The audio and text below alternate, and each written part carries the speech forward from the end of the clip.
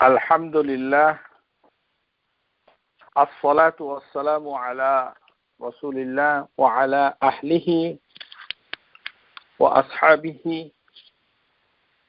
ওয়া মান ওয়ালা। আইয়ুহাল আখওয়াতি ইখওয়ানি, আসসালামু আলাইকুম ওয়া রাহমাতুল্লাহি ওয়া বারাকাতুহু। আল্লাহ সুবহানাহু ওয়া তাআলা তার সবচেয়ে উত্তম নাম, যিনি নিজেই সেটাকে পছন্দ করেন, সেটি হচ্ছে আল্লাহ। আর তারই খুব কাছাকাছি আরেকটি নাম হচ্ছে আর রহমান। এই আর রহমান থেকে আল্লাহ সুবহানাহু ওয়া তাআলা আমাদের কাছে যে করুণা দয়া আমাদের উপরে করেন, আমাদের গুনাহ মাফ করেন, এর মাধ্যমে তিনি আর রহিম হিসাবে পরিচিতি লাভ করেন। এবং আর রহিম হচ্ছে আল্লাহর অন্য আরেকটি নাম। রহম করা, রহম চাওয়া, এই যে বিষয়, এই বিষয়টি স্বয়ং আল্লাহ সুবহানাহু ওয়া তাআলা যখন আদম আলাইহিস সালামকে সৃষ্টি করেছেন, তখন প্রথম কথাটি আল্লাহ সুবহানাহু ওয়া তাআলা আদমকে যে শুনিয়েছিলেন, সেটি হচ্ছে যে আমি তোমাকে রহম করি। সুবহানাল্লাহ। আপনারা হয়তো অনেকেই বিষয়টি খেয়াল করেননি, লক্ষ্য করেননি। মানব জাতির শুরুতে এই যে প্রথম আদি পিতা আদম আলাইহিস সালাতু ওয়াস সালাম, তার সাথে আল্লাহ সুবহানাহু ওয়া তাআলা যখন প্রথম কথা বলেন, প্রথম কথাটাই ছিল যে আমি তোমাকে রহম করছি। এই কথাটাই তিনি বলেছিলেন সুবহানাহু ওয়া তাআলা। সুতরাং রহম চাওয়া যেমন আল্লাহ সুবহানাহু ওয়া তাআলার একটি দয়া, তেমনি আমাদের জন্য রহমত কামনা করা, রহম চাওয়া একটি ইবাদত। এই কারণে আমরা আজকে দেখব হাদিসের আলোকে, প্রথমে আমরা হাদিসের আলোকে বিভিন্ন ইবাদত সমূহে, যে আসল ইবাদত সমূহে যখন আমরা দেখব, লক্ষ্য করব যে এখানে হাদিসের আলোকে কিভাবে রহম চাইতে হবে। আমরা কোরআনুল আযীমের আয়াতগুলোর মাধ্যমে শিখেছি যে আল্লাহ সুবহানাহু ওয়া তাআলা কিভাবে তার রহমতকে ছড়িয়ে দিয়েছেন। এখন আসুন হাদিসের আলোকে আমরা সেটা দেখি। আশা করি বিইজনিল্লাহি তাআলা এই হাদিসের আলোকে রাহিম, এটির দুটো ক্লাস হবে। আজকে তার প্রথমটি চলছে বিইজনিল্লাহি তাআলা। قال رسول الله صلى الله عليه وسلم لما خلق الله آدم ونفخ في روحي عطش آدم। আল্লাহ সুবহানাহু ওয়া তাআলা যখন প্রথম আদমকে তিনি সৃষ্টি করলেন, এই বিষয়ে অনেক হাদিস রয়েছে। আমরা সে বিস্তারিত হাদিসের ভিতরে যাব না, শুধু আমরা একটা কথাই বলতে চাই যে আল্লাহ সুবহানাহু ওয়া তাআলা কোন রিওয়ায়াতে এসেছে যে বিয়াদিহি, তিনি নিজের হাতে আদম আলাইহিস সালাতু ওয়াস সালামকে সৃষ্টি করেছেন। এবং আল্লাহ সুবহানাহু ওয়া তাআলা নিজেই আদম আলাইহিস সালামের ভিতরে তিনি রূহ দিয়েছেন। ওয়া নাফাখা ফিহি রূহ, হাদিসের ভিতরে এসেছে যখন রূহ আদমের মাথা পর্যন্ত পৌঁছল, আতাশা আদম, আদম আলাইহিস সালাম হাঁচি দিলেন। অনেকগুলো হাদিস রয়েছে। তিরমিজির হাদিস হচ্ছে হাদিস নাম্বার 3368। আতাশা আদম, আদম আলাইহিস সালাম হাঁচি দিলেন। فقال آدم الحمد لله فحمد الله بإذنه। আল্লাহ সুবহানাহু ওয়া তাআলার অনুমতি ক্রমে আদম আলাইহিস সালাম হাঁচি দেওয়ার পরেই আল্লাহর প্রশংসা করলেন, বললেন আলহামদুলিল্লাহ। فقال ربه, আদম আলাইহিস সালামের রব তখন আদম আলাইহিস সালামকে জবাব দিচ্ছে রাহিমাকাল্লাহু ইয়া আদম। এটি হচ্ছে আল্লাহ প্রথম কথা আদমের সাথে, রাহিমাকাল্লাহু ইয়া আদম, হে আদম তোমার উপরে আমার রহমত।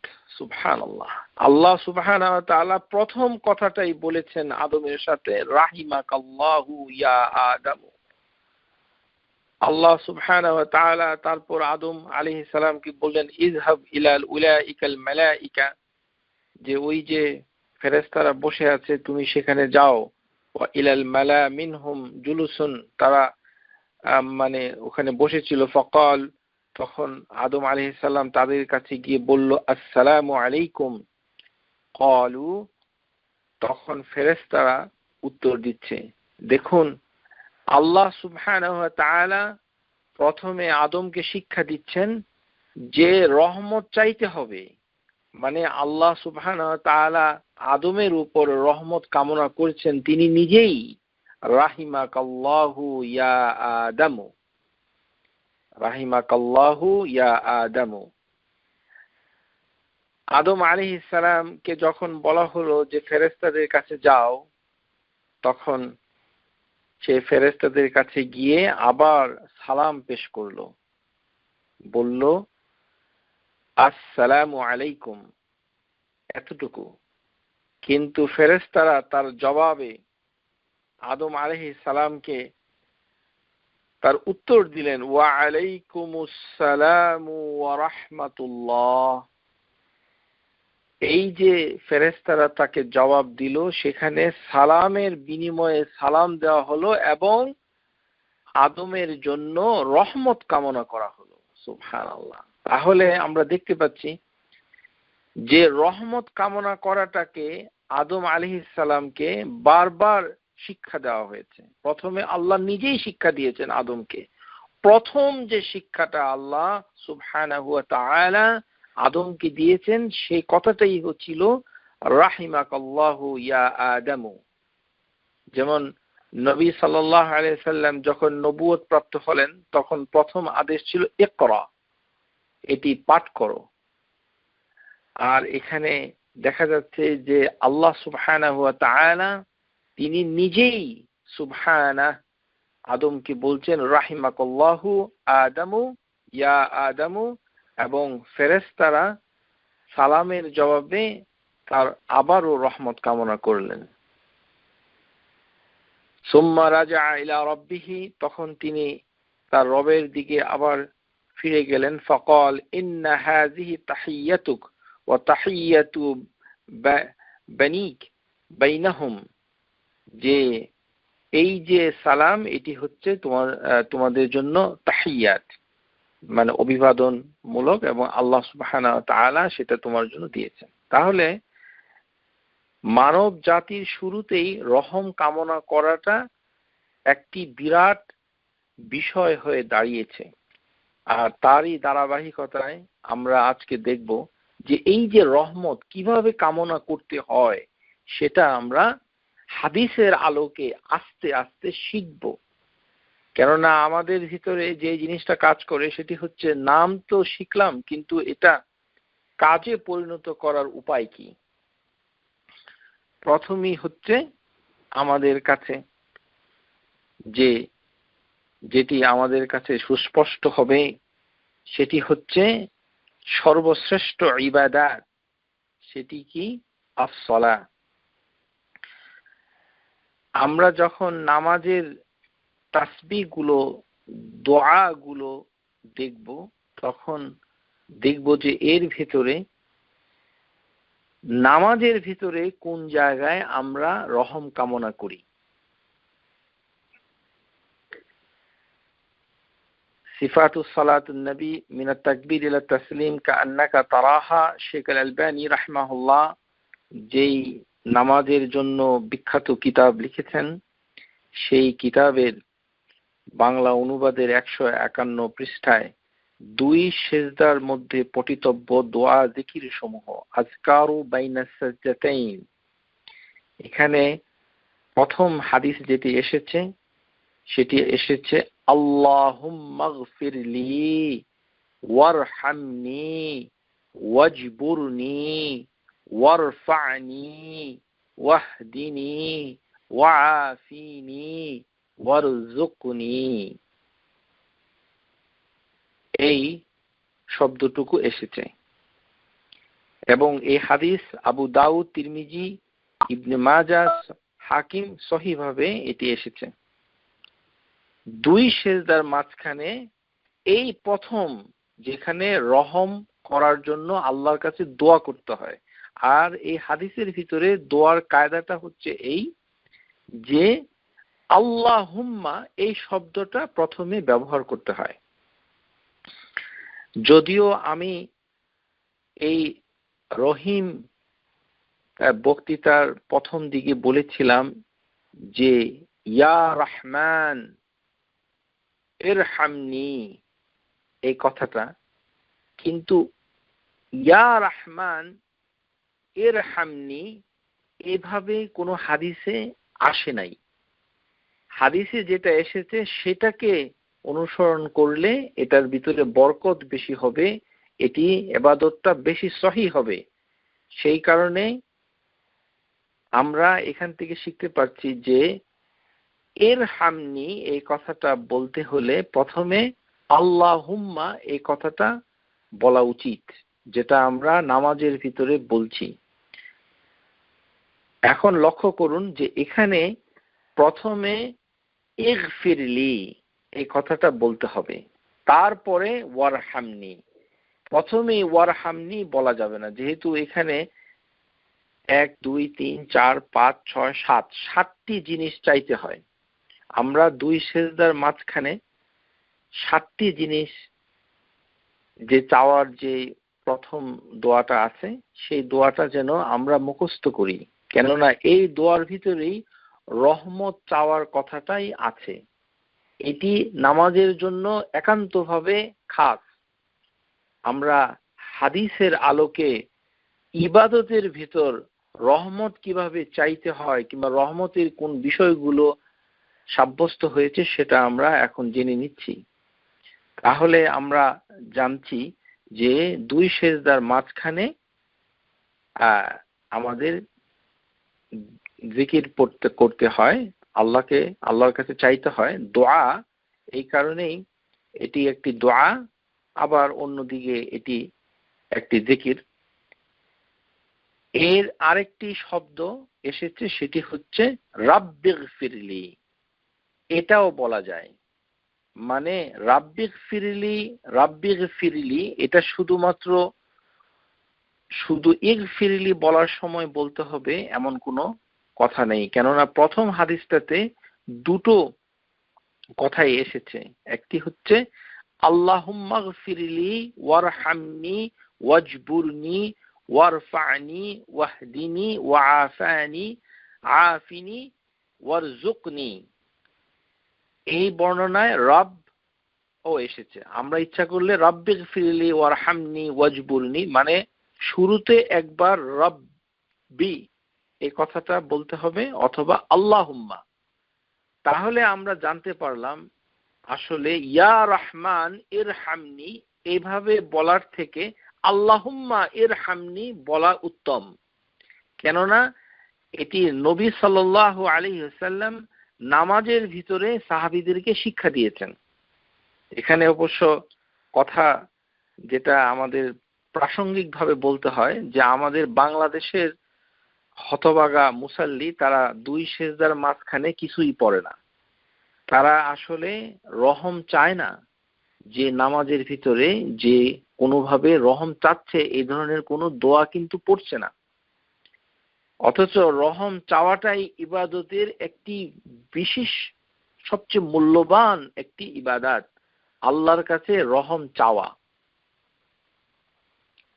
এই কারণেই যতবার নামাজ পড়বেন এই দোয়াটা বলাটাই সবচেয়ে বেশি উত্তম। কেননা এখানে মানে ক্ষমা চাওয়ার পরপরই রহম চাওয়ার কথা বলা হয়েছে। আল্লাহ তুমি আমাকে ক্ষমা করো। আর ক্ষমা করে আমরা সবাই জানি যে আল্লাহু গাফুরুন রাহিমুন, প্রথমে তিনি গাফুর, তিনি ক্ষমা করেন, ক্ষমা করার পর গুনাহ মাফ হয়ে গেলে সেই ব্যক্তির উপরে তিনি রহম করেন। ওয়ার হামনি ওয়াজবুরনি, তিনি ক্ষতিটাকে পূরণ করে দেন। ওয়ারফানি, তিনি মর্যাদা বৃদ্ধি করেন। ওয়াহদিনি, তিনি হিদায়েত দান করেন। ওয়াআফিনি, তিনি নিরাপত্তা দান করেন। ওয়ারজুকনি, তিনি জীবিকা দান করেন। আমাদের দেশে এই দোয়াটা পড়া হচ্ছে সুন্নাহ, কিন্তু দোয়াটা অত্যন্ত গুরুত্বপূর্ণ। কেননা আপনি যদি নামাজের সহি বই পড়েন তাহলে দেখবেন যে আর কোথাও রহমত কামনা করার সরাসরি কোনো ভালো দোয়া নাই এটি ছাড়া। সুতরাং প্রিয় শ্রোতা যারা শুনছেন, রহিম কে আমল করতে গেলে, রহমত চাইতে গেলে আপনাকে এই দোয়াটা মুখস্থ করা চাই। আর হতভাগা মানুষের মতো দোয়া না পড়ে এক সেজদা দিয়ে না বসেই আরেকটি সেজদা যদি দিয়ে দেন তাহলে নামাজ নষ্ট হয়ে যাওয়ার সম্ভাবনা রয়েছে। কেননা যে দুই সেজদার মাঝখানে আপনাকে স্থির হওয়াটাকে উজুব বলা হয়েছে। উজুব আতমাইনিনা বাইনা সাজদাতাইন, কানা রাসূলুল্লাহ সাল্লাল্লাহু আলাইহি ওয়াসাল্লাম ইউতমাইন্নু হাত্তা ইয়ারজি'ু কুল্লু আযম ইলাল মাওদি'i, যে নবী সাল্লাল্লাহু আলাইহি ওয়াসাল্লাম যে তিনি দুই সেজদার মাঝখানে এমন ভাবে তমানিনা করতেন, স্থিরতা অবলম্বন করতেন, এই যে তমানিনা করা যেন প্রত্যেকটা হাড্ডি তার নিজের জায়গায় ফিরে যায়। আর এটি যারা করবে না তাদের নামাজ হবে না। এই কথাটা আরেকটি হাদিসের ভিতরে এসেছে আবু দাউদে, লা তাতিম্মুস সালাতা আহাদাকুম হাত্তা ইয়াফআল যালিক, যে ব্যক্তি এই পর্যন্ত তমানিনা করবে না তার নামাজ হবে না। লা তাতিম্মুস সালা, এই কারণেই ইয়াকুলু শেখ আলবানী রাহিমাহুল্লাহ এই দুই সেজদার মাঝখানে স্থিরতা অবলম্বন করা রকন, তিনি রকন বলেছেন। কেননা হাদিসের ভিতরে এসে লা তাতিম্মুস সালা, এই কারণেই দুই সেজদার মাঝখানে বসা তো অনেক উত্তম, বেশি বসতে হবে। এমনও হতো যে নবী সাল্লাল্লাহু আলাইহি ওয়াসাল্লাম এমন ভাবে দুই সেজদার মাঝখানে বসে পড়তেন, সাহাবীরা মনে করত যে তিনি হয়তো আরেকটি সেজদা দিতে ভুলে গেছেন। আর হতভাগা আমাদের বাংলাদেশী দুই সেজদার মাঝখানে একটু বসলে শুধু সেজদা দেয়। হতভাগার কোনো সীমা নেই। এই ভুলের গন্তব্য কোথায় আমার জানা নেই। আমরা জাতি হিসাবে অত্যন্ত হতভাগ্য। সহিহ হাদিসের ভিতরে এসেছে কানা ইয়াতালিউহা হাত্তা তাকুনু কারিবান মিন সাজদাতিহি, তিনি রাসূলুল্লাহ সাল্লাল্লাহু আলাইহি ওয়াসাল্লাম দুই সেজদার মাঝখানে এমন ভাবে বসে যেতেন, দীর্ঘক্ষণ বসে যেতেন। ওয়া আহইয়ানান ইয়ামকিসু হাত্তা ইয়াকুলুল কাইল কাদ নাসি, কোন লোক মনে করতো যে ইয়া আল্লাহ, যে নবী সাল্লাল্লাহু আলাইহি ওয়াসাল্লাম হয়তো আরেকটা সেজদা দিতে ভুলে গেছেন। তার মানে দুই সেজদার মাঝখানে স্থির হয়ে বসে আল্লাহর রাসূল বারবার পড়ছে আল্লাহুম্মা গফিরলি ওয়ারহামনি ওয়াজবুরনি ওয়ারফানি ওয়াহদিনি ওয়াআফিনি ওয়ারজুকনি। এই সাতটি শব্দ 7 বার পড়লেন, এইভাবে 3 বার পড়বেন, তাহলে দেখবেন যে অনেক সময় লেগে যাবে। আর আপনি বাংলাদেশি মসজিদে আর নামাজই পড়তে পারবেন না, কারণ হতভাগা বাংলাদেশি ওখানে আসলে বসে না। আর সমালোচনা করার মানে প্রয়োজন মনে করছি না।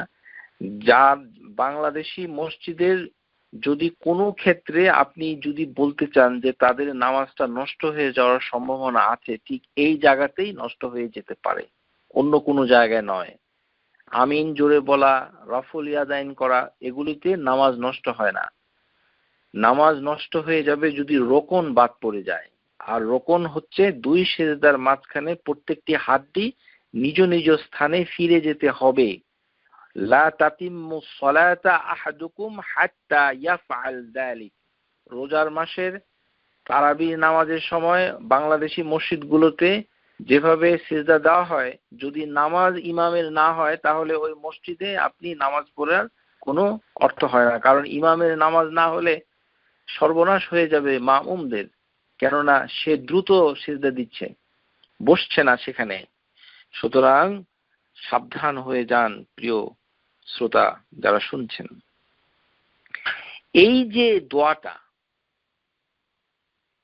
এখন এই দোয়াটা নবী সাল্লাল্লাহু আলাইহি সাল্লাম এত পছন্দ করতেন যে এটাকে তিনি সব সময় নামাজের ভিতরে তো পড়তেনই, এমনকি তিনি মৃত্যুর সময়ও এইভাবেই দোয়া করেছিলেন। রাসূলুল্লাহ সাল্লাল্লাহু আলাইহি সাল্লাম তিনি যখন মানে মৃত্যুর কাছাকাছি চলে যান, রাওয়াহুল বুখারী হাদিস 5674 ও মুসলিম 2191 আন আয়েশা রাদিয়াল্লাহু তাআলা আনহা قالت سمعت النبي صلى الله عليه وسلم وهو مستند إلي, যিনি তার মাথাটাকে শরীরটাকে হেলিয়ে দিয়েছিলেন আয়েশা রাদিয়াল্লাহু তাআলা আনহার শরীরের উপর, তখন এই অসুস্থ শরীরে অবসন্ন মনে তিনি বলছিলেন, আল্লাহুম্মা গফিরলি ওয়ারহামনি ওয়ালহিকনি বিররাফিকিল আ'লা।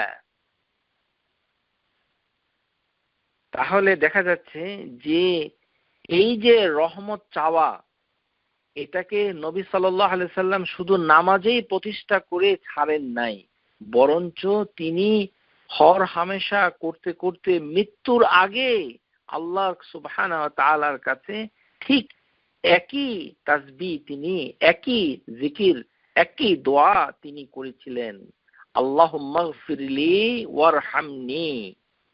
কেননা আমরা হাদিসে গত ক্লাসে যেটা মানে দেখেছি, সেখানে হাদিসের ভিতরে স্পষ্ট এসেছে যে লান ইউদখাল আহাদান আমালাহুল জান্নাহ, যে তোমাদের কেউই মানে জান্নাতে প্রবেশ করতে পারবে না তার আমল দ্বারা। ক্বালু, তারা বলল সাহাবীরা, ওয়ালাউ আনতা ইয়া রাসূলুল্লাহ, আপনিও না? ক্বাল লা, আমিও না, ওয়ালা আনা, আমিও না, ইল্লা আন ইয়াতাগাম্মিদুনি আল্লাহু বিফাদলি ওয়া রাহমাতি, যদি না আল্লাহ আমাকে তার ফদল এবং তার অনুগ্রহ আর রহমতের ভিতরে ডুবিয়ে না দেয়। ডুবিয়ে দিতে হয়, আল্লাহ সুবহানাহু ওয়া তাআলার রহমতে ডুবে যাবে। সেই কারণেই নবী সাল্লাল্লাহু আলাইহি সাল্লাম মানে তিনি বলছেন যে আল্লাহ সুবহানাহু ওয়া তাআলা তাকে রহমতে ডুবিয়ে রাখবেন, সেই কারণেই তিনি জান্নাতে প্রবেশ করবেন সবার আগে। আর সেই নবী সাল্লাল্লাহু আলাইহি সাল্লাম তিনি মৃত্যুর আগে বলছেন, আল্লাহুম্মা গফিরলি ওয়ারহামনি, ও আল্লাহ আমাকে ক্ষমা করো আর আমাকে রহম করো। এই দুই কারণে প্রিয় শ্রোতা, রহমত কামনা করার প্রথম উত্তম শব্দ হচ্ছে আল্লাহুম্মা। আল্লাহুম্মা দিয়ে আপনারা প্র্যাকটিস করবেন। যদিও আমি শুরুতে ইয়া রহমান কথার পরিপ্রেক্ষিতে বলেছিলাম ইয়া রহমান ইরহামনি, কিন্তু এটি আসলে হাদিসে এভাবে পাওয়া যায় না যে তিনি এভাবে রহমানকে ডেকে তারপরে তিনি রহম রহম চেয়েছেন, বরঞ্চ আল্লাহুম্মা কথাটা বললে স্কলাররা বলেছেন যে আল্লাহুম্মা বলা মানে হচ্ছে যে আল্লাহর সমস্ত নাম এখানে চলে আসে। আল্লাহুম্মা মানে আল্লাহর সমস্ত নাম আপনি উচ্চারণ করেছেন, এটা ধরে নিতে হয়। এই কারণে আল্লাহুম্মা জামউল আসমা আল জামিআ, যে সমস্ত নামের সমষ্টি আল্লাহুম্মা, ইয়া আল্লাহ তার সমস্ত নাম, এটি বলার পরেই আল্লাহুম্মা ইগফিরলি ওয়ারহামনি। এখন এই যে মানে আমরা দেখতে পাচ্ছি যে ইগফিরলি ওয়ারহামনি, এখানে গত ক্লাসের আগের ক্লাসে আমি ইরহিমনি কথাটা বলেছিলাম, আমার এটি ভুল হয়েছে। কথা বলার সময়ে যখন আমি অনেক কথা বলে ফেলি তখন মানে আমার অজান্তেই অনেক ভুল হয়ে যায়। যেমন ইরহিমনি, আমাদের একজন শ্রোতা বোন, তিনি অত্যন্ত জ্ঞানী, আল্লাহ তার উপরে রহম করুন, রাহিমাকিল্লাহ, আল্লাহ সুবহানাহু ওয়া তাআলা তার উপরে খাস রহমত দান করুন, তার মানে ইলম জ্ঞান আল্লাহ বাড়িয়ে দিক, তার ঘর এবং তার পিতামাতাকে পরকালে সম্মানিত করুন। সেই বোন তিনি একটি প্রশ্ন তুলেছেন যে এটা কি ইরহামনি না ইরহামনি। এই প্রশ্নটা আমার কাছে এসেছে, আমি সেটাকে তদন্ত করে দেখেছি যে ইরহিমনি বলাটা ভুল, ইরহামনি বলতে হবে, ইরহিমনি হবে না। কেন হবে না সেটা আমি এখন আপনাদেরকে ব্যাখ্যা করে দেখিয়ে দিচ্ছি। একটু গ্রামারের আলোচনা হবে, আপনারা ধৈর্য ধরবেন, কেননা কোনো স্টুডেন্ট তারা গ্রামারের ব্যাপারে খুব উৎসাহী এবং গ্রামার জানলে এই সমস্যাটার সমাধান করা যাবে ইনশাআল্লাহ। আশা করি ধৈর্য ধরবেন। আমরা জানি যে এই যে 3 হরফের যে ভার্ব, এটাকে বলা হয় ফি'লু সুলাসি। এর ভিতরে আপনাদেরকে বলছি 3টি শব্দ আপনারা চয়েস করেন। একটি হচ্ছে গাফারা, এটি একটা গ্রুপ, আরেকটা হচ্ছে রাহিমা, এটি আরেকটা গ্রুপ, নাসারা আরেকটা গ্রুপ। এই তিনটাই দোয়ার ভিতরে আমরা ব্যবহার করি। তো গাফারা থেকে হচ্ছে ইয়াগফিরু, আর রাহিমা থেকে হচ্ছে ইয়ারহামু।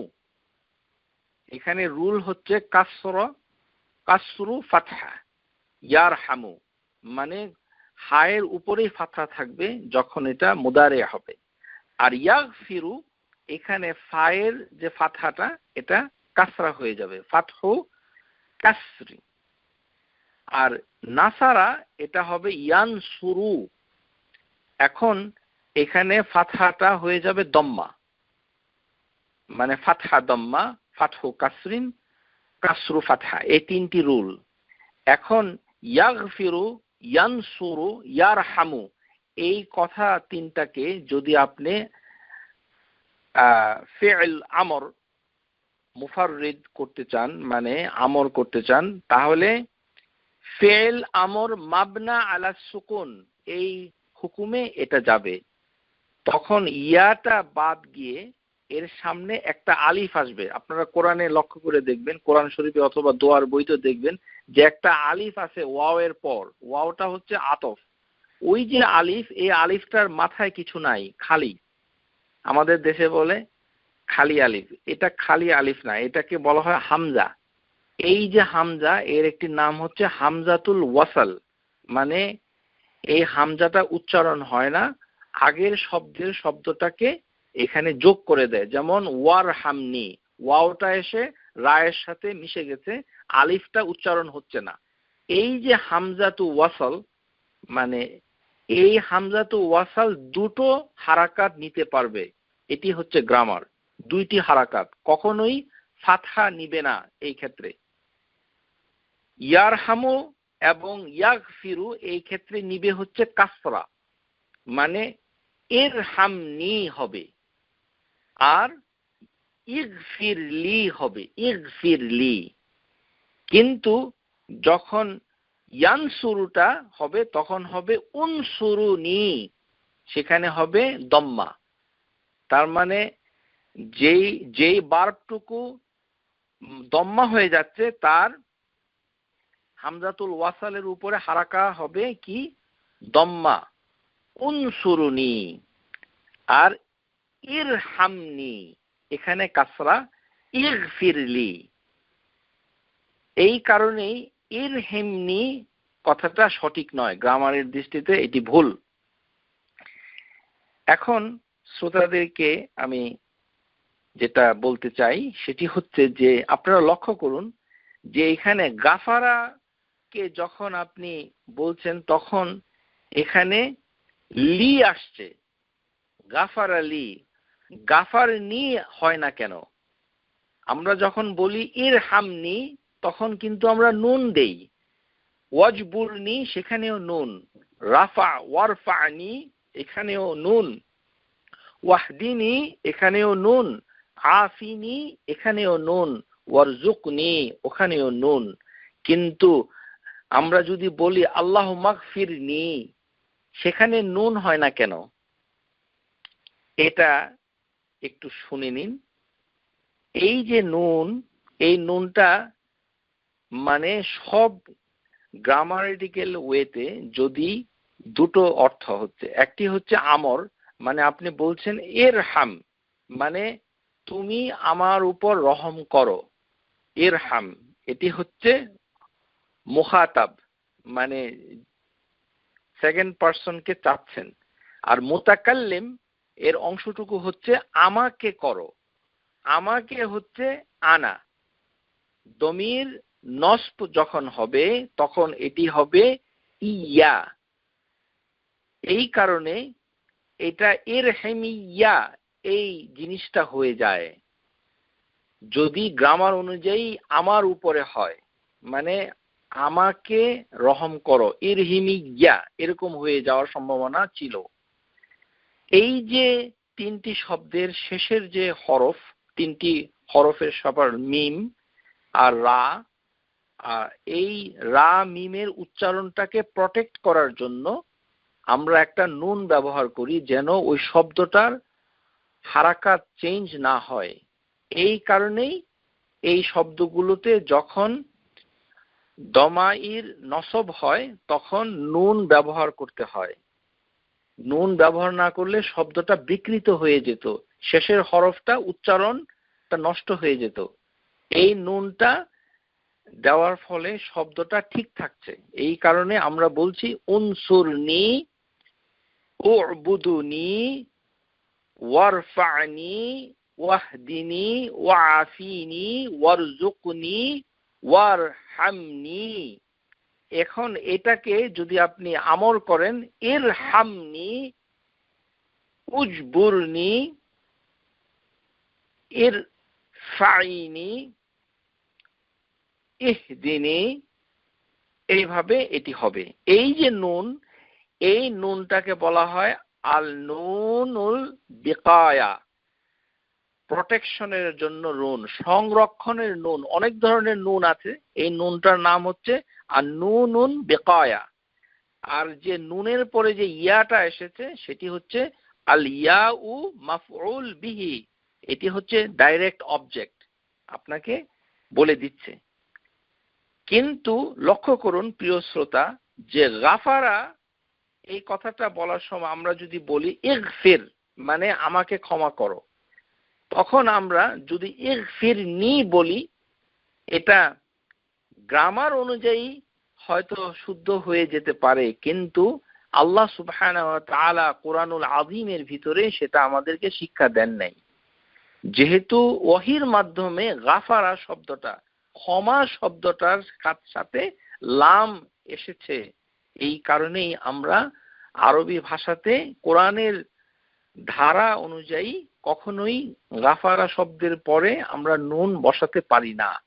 এই লামকে বলা হয় লামুল ইখতিসাস। এই লামটা আসলে জারুর মাজরুর হুকুমের আওতাধীন এসে এখানে লাম হয়েছে। এর অর্থ হচ্ছে লামুল ইখতিসাস, যে এই যে ক্ষমা মানে খাস ভাবে আমাকে করো, মানে আল্লাহ সুবহানাহু ওয়া তাআলার কাছে যখন আমরা বলি আলহামদুলিল্লাহি, যে সমস্ত প্রশংসা, এই যে প্রথমে লিল্লাহি, আল্লাহর নামের আগে একটি লাম রয়েছে, ওই লাম হচ্ছে লামুল ইখতিসাস, যে সব প্রশংসা আল্লাহর জন্যই, আল্লাহই এটার একমাত্র দাবিদার অথবা মানে ডিজার্ভ করে। লামুল ইখতিসাস এটাকে বলা হয়। যেমন লিল্লাহি কুল, আল্লাহ বলছেন সুবহানাহু ওয়া তাআলা কুরআনুল আযীমের ভিতরে, কুল লিল্লাহি শাফাআতু জামিআ, সমস্ত শাফা আল্লাহর জন্যই, আল্লাহ এটার মালিক, আল্লাহর জন্য, আল্লাহ এটা মানে করবেন। তাহলে এই যে লাম, এটি হচ্ছে শুধু তার জন্য। যখন আমরা বলি ইগফিরলি, মানে শুধু আমাকে আল্লাহ ক্ষমা করেন, এই কথাটাই বোঝানোর জন্য লাম এসেছে। এই কারণেই ইগফিরের পরে নুন বসে না, বুঝতে পেরেছেন? কখনোই ইগফিরলি হয়। লাম হচ্ছে এখানে ইখতিসাস করছে, খাস করে দিচ্ছে। ইখতিসাস মানে হচ্ছে একেবারে আপনার জন্য বিশেষভাবে বলা হচ্ছে, আল্লাহুম্মা ইগফিরলি, হে আল্লাহ শুধু আমাকে মাফ করো, অন্য অন্য কাউকে মাফ করবা কিনা জানি না, শুধু আমাকে মাফ করো। কিন্তু রহম চাওয়ার সময় শুধু আমাকে রহম করো, এটা আপনি ওইভাবে বলছেন না। বলছেন আমাকে রহম করো, কিন্তু অন্যকেও রহম করতে পারেন, ওয়াজবুরনি, অন্যকেও রিজিক দিতে পারেন, কিন্তু ক্ষমা চাওয়ার সময় লাম এসেছে, এই কারণে ইগফিরলি। আর গ্রামার অনুযায়ী এটি কাসরা হবে। আশা করি বুঝতে পেরেছেন, এখন আর কোনো সমস্যা হবে না। এটাকে বলা হয় আল ফি'ল আমর মাবনা আলা সুকুন। এখন আমরা দেখতে পাচ্ছি যে এই যে মৃত্যুর সময় আল্লাহুম্মা গফিরলি ওয়ারহামনি ওয়ালহিকনি বিররাফিকিল আ'লা, যে রাসূলুল্লাহ সাল্লাল্লাহু আলাইহি সাল্লাম বলছেন যে আমাকে পৌঁছে দাও রাফিকুল আ'লা, যে রাফিক যিনি আ'লা সবচেয়ে উপরে আছেন তার কাছে পৌঁছে দাও। এখন এখান থেকে স্কলাররা যেটা বলতে চাচ্ছেন সেটি হচ্ছে যে আল্লাহ সুবহানাহু ওয়া তাআলার কাছাকাছি যারা চলে যান তারা হচ্ছে মুরসালিন, নবিয়িন, সিদ্দিকিন ও শুহাদা ও সালেহিন। এই কথাটা আল্লাহ সুবহানাহু ওয়া তাআলা কোরআনুল আযীমের ভিতরে তিনি বলেছেন যে এই কারণেই عن عائشة رضي الله تعالى عنها قالت كنت أسمع أنه لن يموت نبي حتى يخير بين الدنيا والآخرة, যে নবী সাল্লাল্লাহু আলাইহি সাল্লাম কোন নবী মৃত্যুবরণ করে না যখন তাকে একটা চয়েস দেওয়া হয় দুনিয়া আখিরাতে। তখন নবী সাল্লাল্লাহু আলাইহি সাল্লাম তিনি চেয়েছিলেন যে তিনি আল্লাহর কাছে যেতে চান, এটাই তিনি বলেছেন। ফাসামি'তু নবী সাল্লাল্লাহু আলাইহি সাল্লাম ফি মারাদাহি আল্লাযী মাতা ফিহি মারাদাতিল মাউত, এটাকে বলা হয় যে অসুখে মৃত্যুবরণ করে সেই অসুখের সময় তিনি এই কথাটা বলেছিলেন।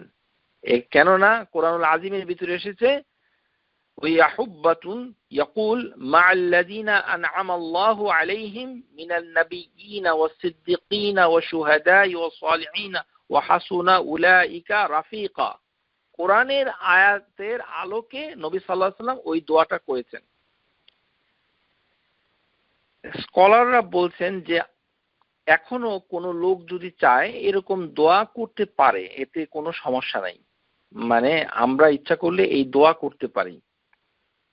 কিন্তু মানে একটা কথাই স্কলাররা বলছেন যে মৃত্যুর আগেই মৃত্যু কামনা করা ঠিক নয়, এটি হাদিসে নিষেধ আছে।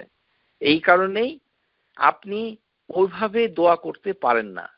সুতরাং আপনি লা ইলাহা ইল্লাল্লাহ বলতে থাকবেন, এটাই হচ্ছে আপনার জন্য সবচেয়ে উত্তম। তবে মাঝে মাঝে আল্লাহুম্মা গফিরলি ওয়ারহামনি এই কথা বলাও উত্তম। শুধু এটাই খেয়াল রাখতে হবে যেন মৃত ব্যক্তি যেন নিজের মৃত্যুটাকে মানে না চায়। কেননা হাদিসের ভিতরে এসেছে রাসূলুল্লাহ সাল্লাল্লাহু আলাইহি ওয়াসাল্লাম قال لا يتمنى احدكم الموت ওয়ালা ইয়াদউ বিহি মিন ক্বাবলি আন ইয়াতিয়াহু, যে তোমরা কেউ মৃত্যুকে কামনা করো না, কোন মৃত্যু আসার আগেই যেন আমরা মৃত্যুকে না চাই, এটা খেয়াল রাখতে হবে। কেননা এই এই এই এই এই দোয়াটাকে প্র্যাকটিস করতে গেলে স্কলাররা বলছে এটাকে সতর্ক করে দিচ্ছেন। সুতরাং আমরা নামাজের ভিতরে যে আমরা দেখি নামাজের সাথে জড়িত অনেক বিষয়ে আপনার এই রহম চলে এসেছে। আমরা একে একে সমস্ত হাদিসগুলো যখন আলোচনা করব তখন আমাদের সাথে পরিষ্কার হয়ে যাবে যে এই রহম কিভাবে চাইতে হয়। এই প্রসঙ্গে গত ক্লাসে একটি কথা আমি বলতে ভুলে গেছিলাম, সেটি কোরআনুল আজিমের ভিতরে এসেছে। সেটি হচ্ছে যে সূরা নমল আয়াত নাম্বার 19,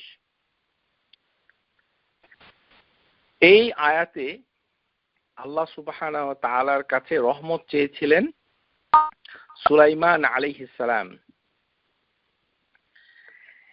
এই আয়াতে রয়েছে যে সুলাইমান আলাইহিস সালাম কিভাবে আল্লাহর কাছে রহমত চেয়েছিলেন।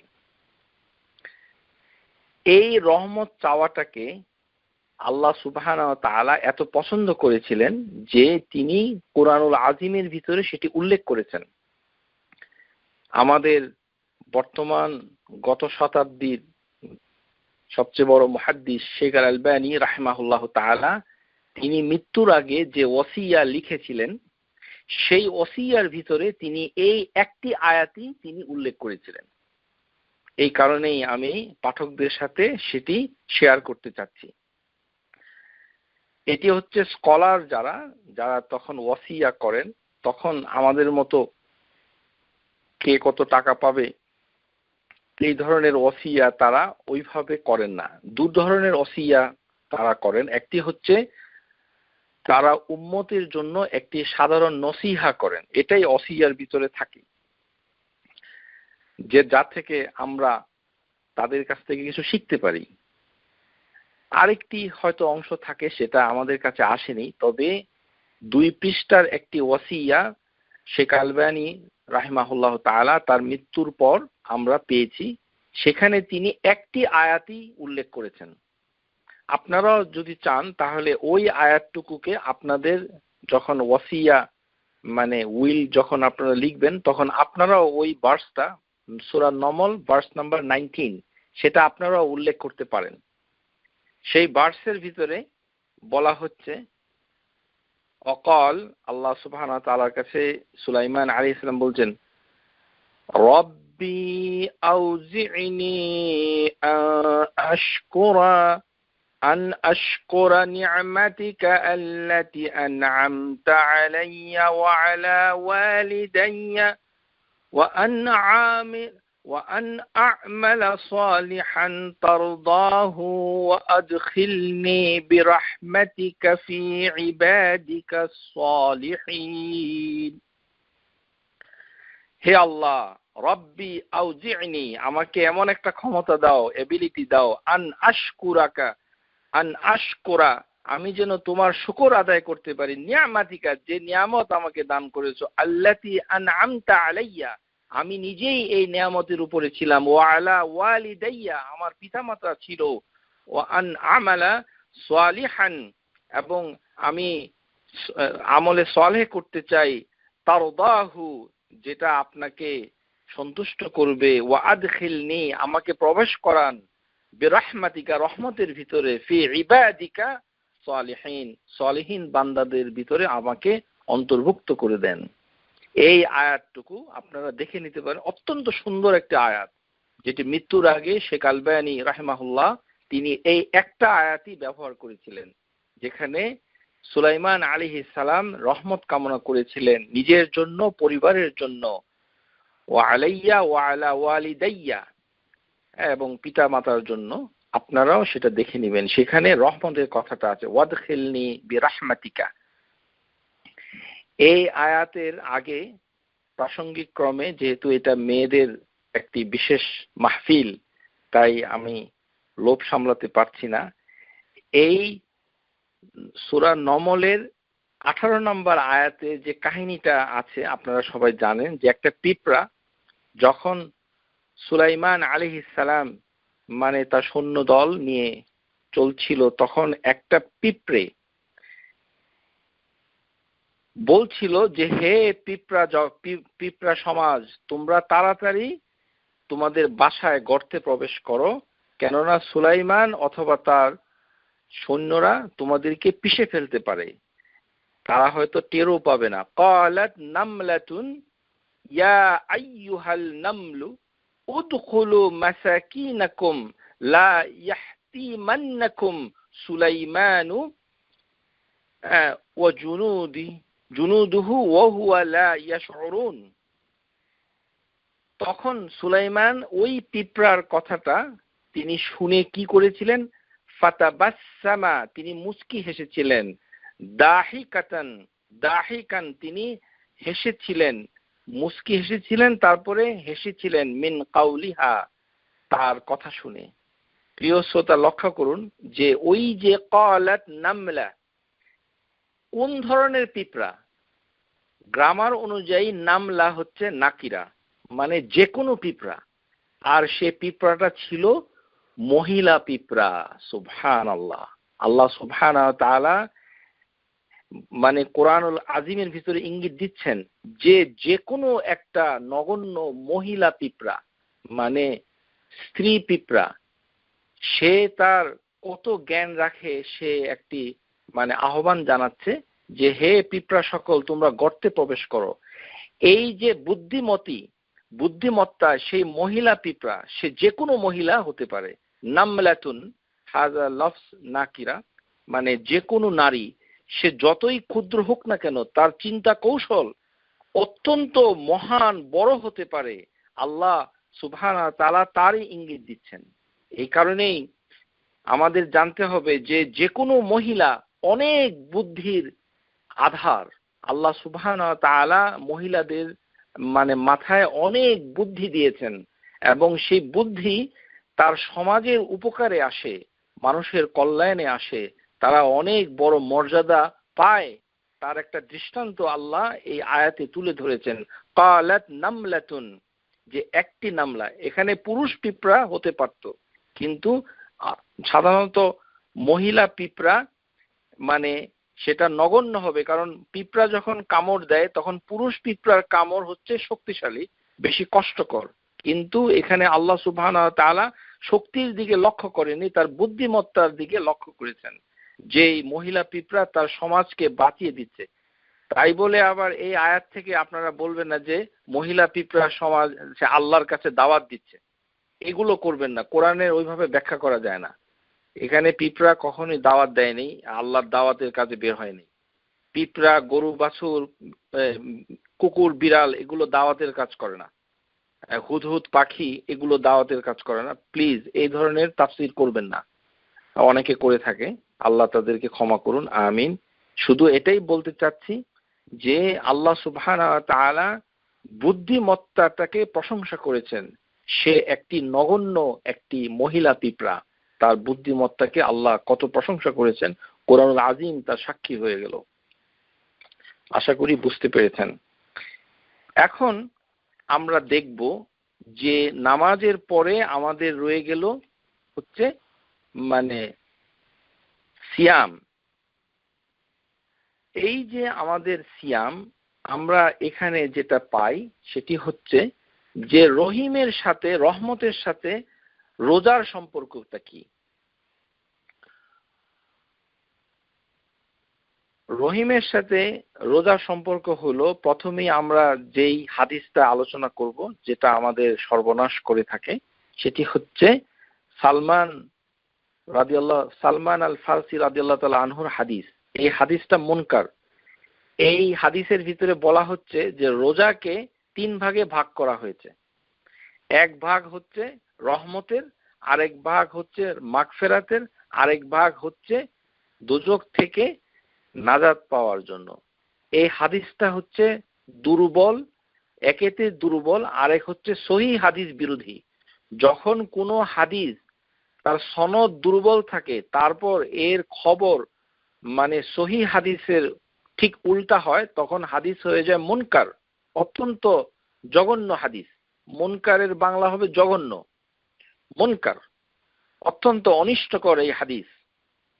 এই হাদিস দিয়ে রোজাকে 3 ভাগে ভাগ করে প্রথম ভাগে রহমত দেওয়া হয়েছে, অথচ রোজার পুরোটাই হচ্ছে রহমা। রোজা আসছে, সুতরাং রহমত রোজার সাথে কিভাবে ওতপ্রোতভাবে জড়িত সেটা আমরা হাদিসের আলোকে দেখি নেই। এই হাদিসের ভিতরে অনেক কথা আছে, সেই কথাগুলো মানে আরো জঘন্য। তার একটা কথা হচ্ছে যে মান তুকাররিবু ফিহি বিখিসলাতিন মিনাল খাইর কানা কামান আদ্দা ফারিদাতুন ফি মা সিওয়াউন। যে এই রোজার মাসে একটা নফল আদায় করবে, ছোট্ট একটা ভালো কাজ করবে, সে যেন অন্য সময়ে ফরজ কাজের মতো আদায় করলো। এটা কোনো দলিল নেই, এই ধরনের কথা বলা যাবে না, নিষেধ। বরঞ্চ মানে অত্যন্ত গুনাহ হয়ে যেতে পারে এই ধরনের কথা বললে। ওয়ামান আদ্দা ফিহি ফারিদাতান, যেই ব্যক্তি এই রোজার মাসে একটি ফরজ করবে, আদায় করবে, কানা কামান আদ্দা সাবিঈনা ফারিদাতান ফিমা সিয়াউন, 70টা ফরজের সমান সওয়াব পাবে। এই কথা বলা যাবে না, এই হাদিসটার ভিতরে এই জঘন্য কথাটা আছে। একটা ফরজ আদায় করা মানে মানে মানে একটা নামাজ পড়া, জোহরের নামাজ পড়া, সেটা 70টা জোহরের নামাজ হবে না। আর সুবহানাল্লাহ বললে এটা ফরজ হয়ে যাবে না। নফল কখনো ফরজ হয় না, ফরজ কখনো নফল হয় না, কোনোটাই কোনোটার কে পাল্টানো যায় না। এই না রোজার মাস এসে এটা পাল্টাতে পারে না। সুতরাং এই হাদিস অত্যন্ত জঘন্য। আর এই হাদিসে বলা হচ্ছে ওহুয়া শাহরুন আউয়ালুহু রাহমা, এই মাসের প্রথম ভাগটা হচ্ছে রহমত। এই কথা ঠিক নয়, এই মাসের পুরোটাই হচ্ছে রহমা। আমি দলিল দিয়ে আপনাদেরকে দেখিয়ে দিচ্ছি। এই হাদিসের ভিতরে যে কথাটা আমাদের জানতে হবে, যে এই হাদিসটা ইবনে খুজাইমা তার কিতাব মানে উল্লেখ করেছেন। ইন্টারেস্টিং হচ্ছে এই যে ইবনে খুজাইমার এই বইটার নামই হচ্ছে সহিহা, মানে তার বইটার নামই হচ্ছে সহিহা। তার মানে এই না যে এই বই কিতাবের ভিতরে সমস্ত হাদিস সহিহ, কেননা ইবনে খুজাইমা নিজেই বলেছেন ইন সাহহাল খাবারু, যদি এই খবর এই হাদিসটা সহিহ হয়ে যায়, তিনি নিজেই সন্দেহ প্রকাশ করেছেন যে এটা সহিহ না। তারপরে এই হাদিস দুর্বল বলেছেন ইমাম আহমদ, ইবনে মাইন, ইমাম নাসাই এবং আরো মুহাদ্দিস, অধিকাংশ মুহাদ্দিস বলেছেন এই হাদিস দুর্বল। তারপরেও এটা জেনে যদি কোনো লোক বলতে চায় এই হাদিসটা সহিহ, তাহলে শেখ আলবানী বলছেন ফাহুয়া কাযাবা মাকশুব আলা ইবনে খুজাইমা, তাহলে ওই ব্যক্তি ইবনে খুজাইমার উপরে মিথ্যা বলার দায়ে অভিযুক্ত হবে, সে মিথ্যা কথা বলছে। কেননা যিনি এটা হাদিসে বলেছেন তিনি নিজেই বলেছেন এটা সহিহ না। وهذا يقول فيما إذا لم يخفو على الكلمات ابن خزيمة عقب الحديث। ইবনে খুজাইমা মানে নিজেই বলেছেন যদি হাদিসটা সহিহ হয়, তার কিতাবের ভিতরে এই কথাটা বলেছেন। এটা না জেনে যদি তারপরেও কোনো লোক বলে যে এটা সহিহ, তাহলে এটা মিথ্যা কথা হবে। কার উপরে? ইবনে খুজাইমার উপরে, একজন স্কলারের উপরে মিথ্যা কথা বলা অত্যন্ত জঘন্য। সুতরাং এটা এই হাদিসের মানে আলোকে মানে কোনো কিছুই নেওয়া যাবে না। বাংলাদেশি মসজিদগুলোতে মহামারী আকারে এই হাদিস বলা হয়। এই হাদিস, আল্লাহ আমাদেরকে এই দুর্বল হাদিসের হাত থেকে রক্ষা করুন, আমিন। এখন আসুন যে আমরা দেখি যে সহিহ হাদিসের আলোকে যেটা পাওয়া যায় সেটি হচ্ছে লিল্লাহি ইনদা কুল্লি ফিত্রি উতাকা, যে প্রত্যেকটা রোজায় যখন মানুষ ইফতার করে তখন আল্লাহ সুবহানাহু ওয়া তাআলা প্রত্যেক দিন রোজার ইফতারের সময় মানুষকে আগুন থেকে মুক্ত করেন। উতাকা ও মিনান্নার মানে হচ্ছে আগুন থেকে, ইতকুম মিনান্নার আগুন থেকে মুক্তি দান করেন। কুল্লি ফিত্রিন প্রত্যেক মানে ইফতারের সময়, লিল্লাহি ইনদা এটা হাদিস, এই হাদিস সহিহ তারগিব তারহিবের ভিতরে এসেছে, হাদিস নাম্বার 1442। এই হাদিস আলবানী রাহমাহুল্লাহ হাসান সহিহ। ইফতারের সময় আল্লাহ সুবহানাহু ওয়া তাআলা প্রত্যেক দিন মানুষকে দোজখ থেকে মুক্ত দেন। তাহলে আমরা একটা সহিহ হাদিস পেলাম যেখানে বলা হচ্ছে যে প্রত্যেক ইফতারের সময় আল্লাহ সুবহানাহু ওয়া তাআলা মানুষকে দোজখ থেকে মুক্তি দেন। তাহলে ওই হাদিস এমনি ভুল যে শেষ 10 দিন শুধু আল্লাহ মুক্তি দেন। সহিহ হাদিসের বিপরীতে ওই দুর্বল হাদিস তখন মুনকার হয়ে গেছে। আরেকটি হাদিস এসেছে, সেটিও সহিহ লিগাইরিহি, ইন্না লিল্লাহি তাবারাকা ওয়া তাআলা উতাকাউ ফি কুল্লি ইয়াউমিন লাইলা ইয়ানি ফি রমাদান ওয়া ইন্না লিকুল্লি মুসলিম ফি কুল্লি ইয়াউমিন ওয়া লাইলাতিন দাআওতান মুস্তাজাবান। যে আল্লাহ সুবহানাহু ওয়া তাআলা বলছেন যে রোজার মাসে প্রত্যেক দিনে এবং রাতে, কুল্লু ইয়াউম ওয়া লাইলা, শুধুমাত্র আপনার ইফতারের সময় মুক্তি দেন তা নয়, বরঞ্চ আরেকটি হাদিসে এসেছে যে দিনে রাতে সব সময় আল্লাহ সুবহানাহু ওয়া তাআলা মানুষকে সারা মাস, মানে কুল্লু ইয়াউমিন ওয়া লাইলাতিন, মানে এই ওতাকাউ মিনান নার, দুজখ থেকে মুক্তি দিচ্ছেন। আর প্রত্যেক দিনে রাতে কুল্লু ইয়াউমিন ওয়া লাইলাতিন দাআওতান মুস্তাজাবান, মানে দোয়া কবুল হয় দিনে এবং রাতে।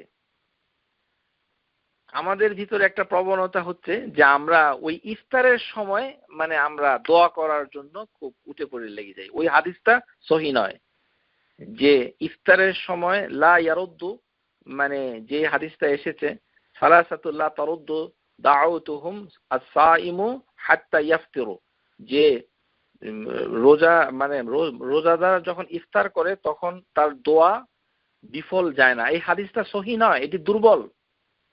সহিহ হাদিসের ভিতরে এসেছে যে দিনে রাতে সর্বক্ষণিক আল্লাহ দোয়া কবুল করেন। সুবহানাল্লাহ। সুতরাং আলাদা করে ইফতারের সময় মানে দোয়া করার জন্য কুস্তি করতে হবে না, সারা দিন এবং রাত সব সময় আল্লাহ সুবহানাহু ওয়া তাআলা দোয়া কবুল করেন। সবচেয়ে দুঃখজনক হচ্ছে এই যে সহিহ হাদিসের ভিতরে এসেছে যে আজান ইকামার মাঝখানে দোয়া কবুল হয়, অথচ আমাদের সমাজে মানে ওই দুর্বল হাদিসকে আমল করতে গিয়ে আমরা দোয়া করে ফেলছি আজানের আগে। আজানের আগে দোয়া করার পরে তারপরে আজান দেয় মসজিদের ভিতরে, তো তখন বলেন বিসমিল্লাহ করেন, বিসমিল্লাহ করেন। হাদিসের ভিতরে এসেছে লা ইয়ারুদ্দু দুআ বাইনাল আযান ওয়াল ইকামা, আজান এবং ইকামার মাঝখানে দোয়া ফেরত দেওয়া হয় না। এটা আরেকটি হচ্ছে যে রোজাদারদের দোয়া এমনিই কবুল হয়, এর কোনো সময় নেই, যে কোনো সময়। আমরা আগের হাদিসে পেলাম যে কুল্লু ইয়াউমিন ওয়া লাইলাতিন, যে রাতে এবং দিনে সবসময় দাওয়াতান মুস্তাজাবা, যে মানে দোয়াগুলো কবুল হয়। সালাসাতু দাওয়াত লা তারুদ্দু, 3 ব্যক্তির দোয়া কখনো ফেরত যায় না।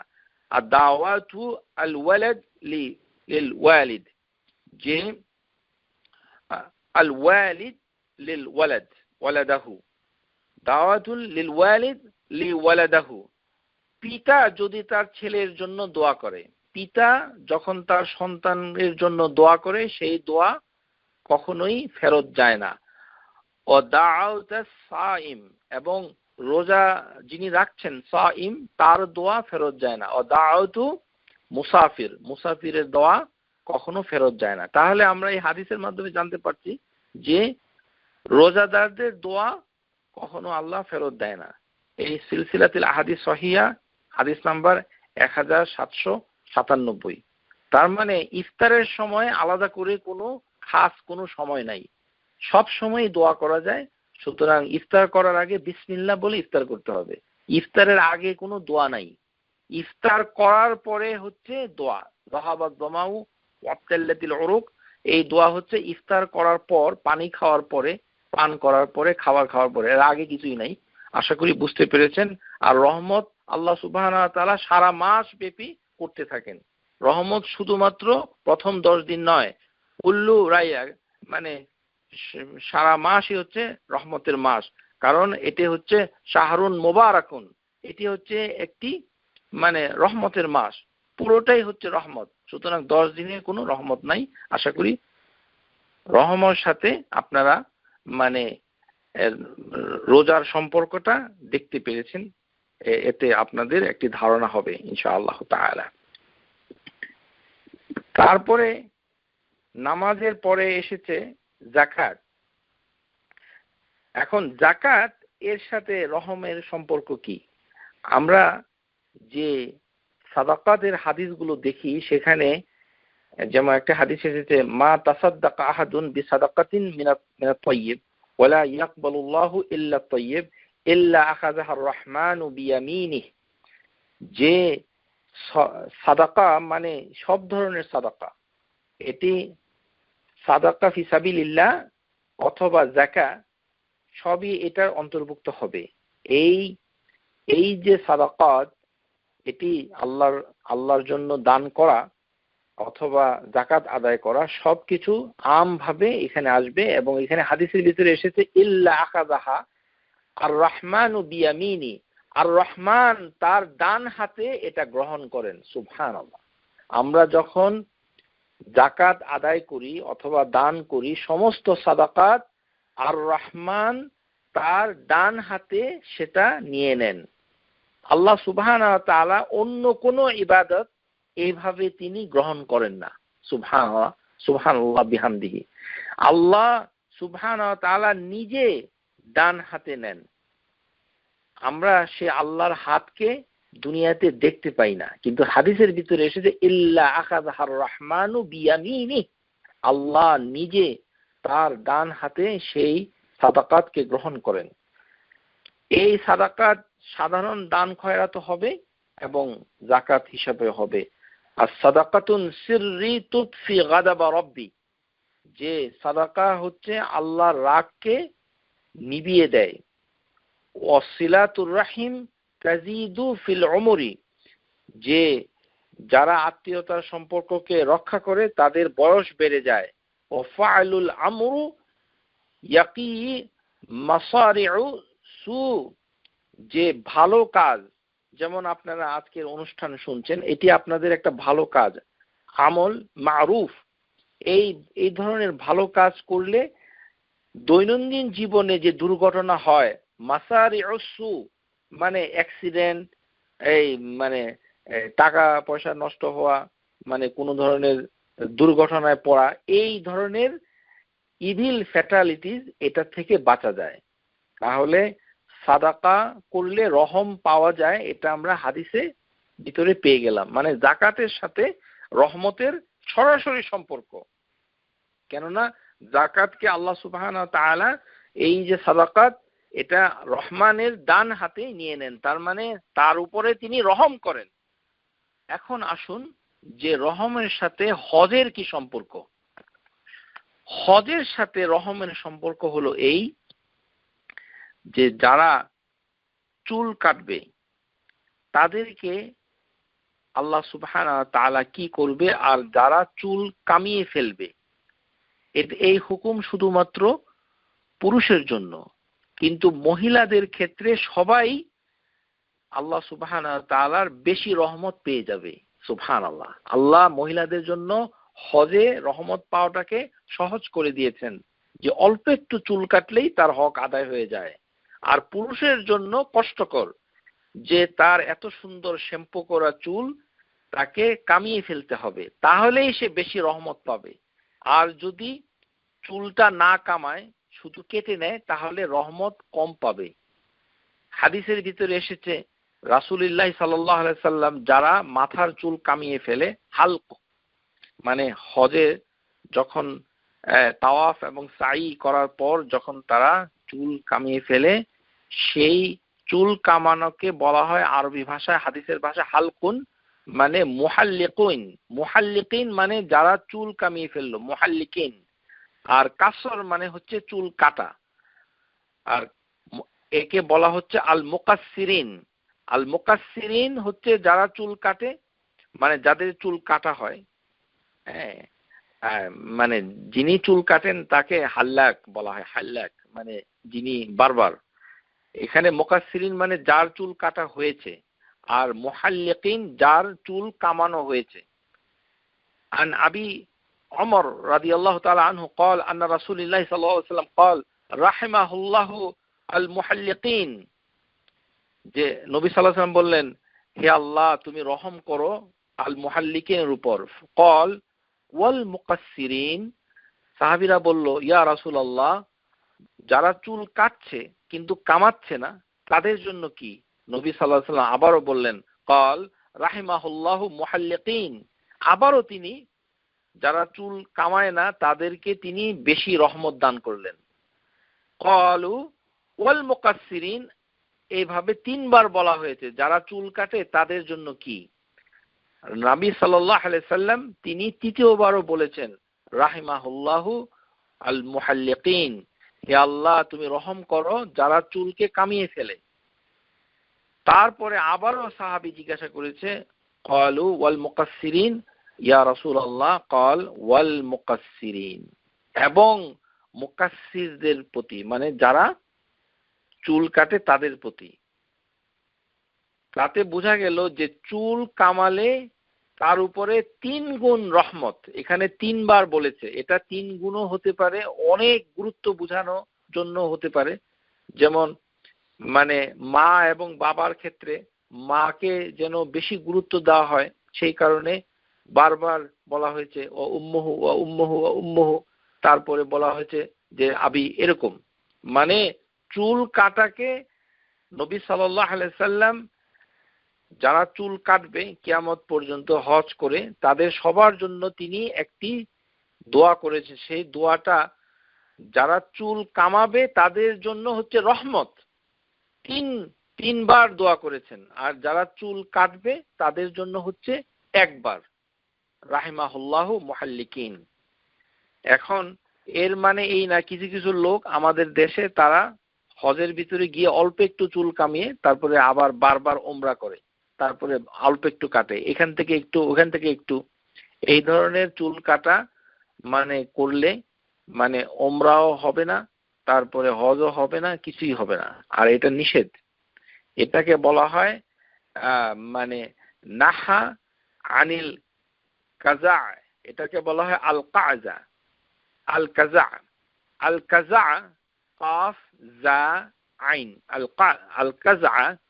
আল কাজা মানে হচ্ছে, ওমাল কাজউ, সাহাবীরা প্রশ্ন করেছে, ইউহলাকু বাদু রাস সাব্বি, যে মাথার কিছু অংশ কামাবে আর কিছু অংশ ইউতরাকু বাদুন, এবং কিছু অংশ তরক করবে। এই ধরনের চুল কাটলে এটা ইসলামে নিষেধ। সুতরাং আমরা দেখতে পাচ্ছি যে হজে চুল কাটলে আল্লাহর রহমত পাওয়া যাবে সেটা। আর চুল কাটার তরিকা হচ্ছে যে মেয়েরা তো চুল কাটবে মানে হোটেলে গিয়ে মানে বেহায়ার মতো প্রকাশ্যে রাস্তার উপরে দাঁড়িয়ে মানুষকে দেখিয়ে কাটার কোনো প্রয়োজনীয়তা নাই বলে স্কলাররা বলেছেন। তাদের প্রাইভেসি রক্ষা করে সেখানে অল্প একটু চুল কাটবে।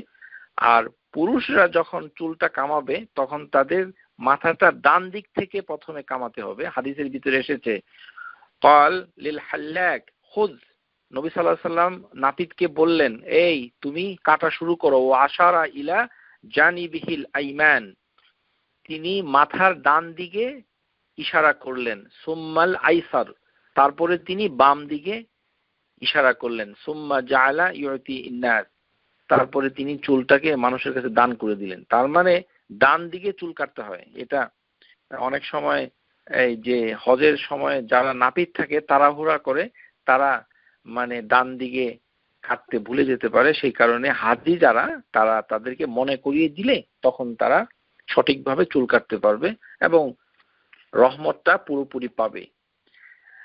হজের ভিতরে আরেকটি জায়গায় আমরা রহমত কামনা করি, সেটি হচ্ছে যখন আমরা সাফা মারওয়ার ভিতরে সাই করি তখন। এর একটি দোয়া এসেছে হাদিসের ভিতরে, যেটি ইবনে আবি শাইবা মুসান্নাফ গ্রন্থে ইবনে মাসউদ থেকে সাহাবীদের থেকে এই দোয়াটা সাবিত হয়েছে, সহিভাবে এসেছে। রাব্বিগফির ওয়ারহাম ইন্নাকা আনতাল আইজ্জুল আকরাম, রাব্বিগফির ওয়ারহাম ইন্নাকা আনতাল আইজ্জুল আকরাম। তাহলে হজের ভিতরেও রহমত চাইতে হয়। নামাজের ভিতরে যেমন 2 সেজদার মাঝখানে আমরা আল্লাহুম্মা গফিরলি ওয়ারহামনি, আল্লাহুম্মা গফিরলি ওয়ারহামনি বলে দোয়া করছি, তেমনি হজে সাফা মারওয়ার মাঝখানে সহি দোয়াটা এসেছে, সেটা আপনাদের মুখস্থ করতে হবে।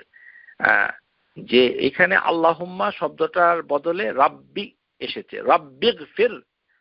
এখানে রাব্বিগফির, এখানে লি কথাটা নাই, রাব্বিগফির ওয়ারহাম ইন্নাকা আনতাল আইজ্জুল আকরাম, এইভাবে পড়তে হবে। এটি মানাসিকাল হাজ আল উমরা শেখ আলবানী তিনি সহি বলেছেন। তাহলে আমরা সহি হাদিসের আলোকে যে হজ এবং নামাজ এবং সিয়াম এবং যাকাত এর রহম আমরা কিভাবে পেতে পারি সেটা আমরা আলোচনা করেছি। যে যে রহম পেতে গেলে আমাদেরকে অবশ্যই এই 5টা কাজ করতে হবে। তার ভিতরে যাকাত দেওয়ার সময় আপনাদেরকে মুখে কিছু বলতে হবে না। যাকাত হচ্ছে একটি কর্মগত আমাল, সেটা আপনাকে দিতে হবে। এটা মুখে বলতে হবে না যে আপনাকে যাকাত দিচ্ছি, এমনটি নয়, আপনি শুধু তাকে দিয়ে দিবেন। নামাজের ক্ষেত্রে পর্যায়ক্রমে অনেক কথা এসেছে, যেই কথাগুলো যে আমরা নামাজে যখনই প্রবেশ করি তখন আমরা মসজিদে যখন প্রবেশ করি তখন আমরা কি, তখন আমরা আল্লাহর রহমত চাই। যে হাদিসের ভিতরে এসেছে আল মালাইকাতু তুসাল্লি আলা আহাদিকুম মা দামা ফি মুসাল্লাহু আল্লাযী সাল্লা ফীহি মা লাম ইউহদিস তাকুলু আল্লাহুম্মা ইগফির লাহু আল্লাহুম্মা আরহামহু। সুবহানাল্লাহ। আমরা যখন মসজিদে যাই, মনে করেন আপনি একটা মসজিদে গেলেন, এক ওয়াক্তের নামাজ আপনি শেষ করে ফেলেছেন। আপনি যদি মসজিদের ভিতরে চুপচাপ বসে থাকেন, অন্য আরেকটা নামাজের জন্য অপেক্ষা করেন, তাহলে ফেরেশতারা আপনার জন্য রহমতের দোয়া করে। সুবহানাল্লাহ, ফেরেশতারা দোয়া করে।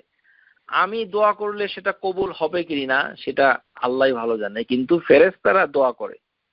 এই হাদিসটা এসেছে রাওয়াহুল বুখারী হাদিস নাম্বার 445, ও মুসলিমে এসেছে হাদিস নাম্বার 649।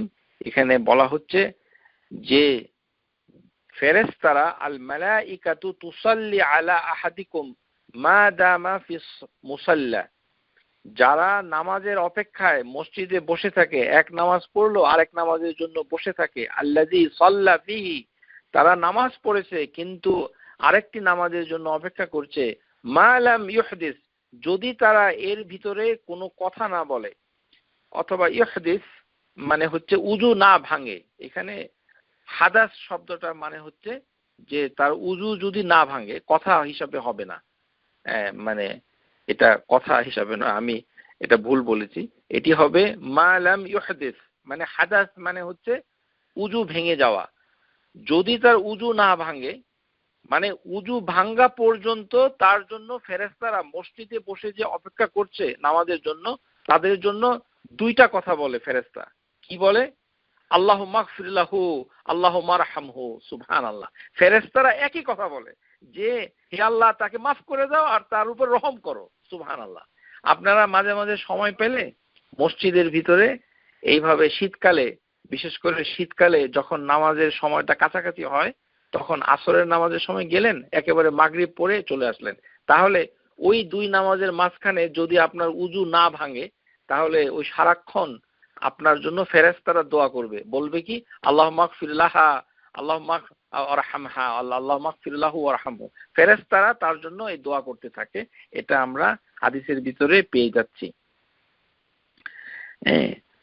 সুতরাং নামাজের ক্ষেত্রে রহম, নামাজের অপেক্ষা করলেই রহম পাওয়া যায়। নামাজের জন্য রহম পাওয়ার অনেক হাদিস আছে। যেমন স্বামী স্ত্রী তারা যদি একে অপরকে তাহাজ্জুদের নামাজের জন্য ঘুম থেকে তুলে দেয় একে অপরকে, তাহলে উভয়ের উপরে আল্লাহ রহমত পাঠান। Spouse wife and husband, vice versa. রাহিমাহুল্লাহু রাজুলান, আল্লাহ রহম ওই ব্যক্তির প্রতি, কামা মিনাল লাইল ফাসাল্লা, যে ব্যক্তি রাতে দাঁড়িয়ে নামাজ পড়ে, ওয়া আইকাযা আমরাতাহু, এবং সে তার ওয়াইফকে জাগিয়ে তোলে, ফা ইন আবতা নাদহা ফি ওয়াজহিহাল মা, এবং তার মুখে পানির ছিটা দেয়। নাদাহ মানে হচ্ছে পানির ছিটা দেওয়া, পানি ঢেলে দেওয়া না। মানে এখানে অবশ্যই ওয়াইফকে আগে বলতে হবে বিল হিকমাতি, যে আমি কিন্তু ঘুম থেকে তোলার সময় হাদিসের উপর আমল করতে গিয়ে আমি একটু পানির ছিটা দিব। কিন্তু ওয়াইফ যদি ওইটাকে মানে সেভাবে তারপরে ঝগড়াঝাটি শুরু করলে কোনো রহম আসার সম্ভাবনাটা কমে যাবে। হাদিসের ভিতরে এসেছে একে অপরকে তাআনুল আলাল বিররি ওয়াত তাকওয়া, তোমরা একে অপরকে তাকওয়া এবং বিররু এটার প্র্যাকটিস করার জন্য তাআউন করো। তাআউন, একে অপরকে হেল্প করতে হবে, ভাইস ভার্সা। কিন্তু আলোচনা না করে পানি টানি দিলে ঝগড়াঝাটি হয়ে মহা সমস্যা দেখা দিতে পারে, এটা বলাই বাহুল্য। রাহিমাহুল্লাহ ইমরাআতান, ওই মহিলাকে, ওই ওয়াইফকে আল্লাহ রহম পাঠান, কামাত, যে দাঁড়িয়ে নামাজ পড়ে, মিনাল লাইল ফাসাল্লাত, সে নামাজ পড়ে, ওয়া আইকাযাত যাওজাহা ফাইন্না আবা নাদহাত ফি ওয়াজহিল মা। এই হাদিসটা আবু দাউদে এসেছে, হাদিস নাম্বার 1308, সহিহ শেখ আল আলবানী রাহমাহুল্লাহ তাআলা।